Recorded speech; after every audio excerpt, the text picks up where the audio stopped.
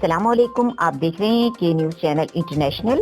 خبروں کا سلسلہ جاری رکھتے ہوئے لیے چلتے ہیں آپ کو فیصل آباد سے ہمارے نمائندے رانا کاشف کی رپورٹ کے مطابق سوئی گیس کی فراہمی کے موقع پر شاندار استقبال۔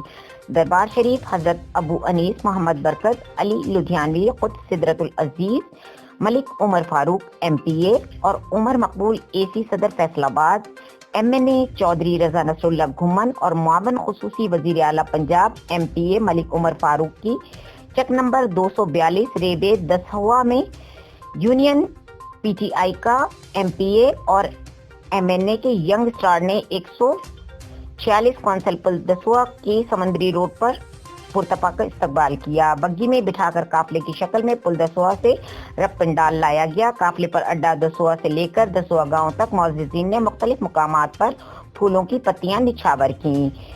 دسوا جانے والے تمام راستوں پر خوش آمدید اور اظہار تشکر کے بینرز فلیکس آویزاں کیے گئے۔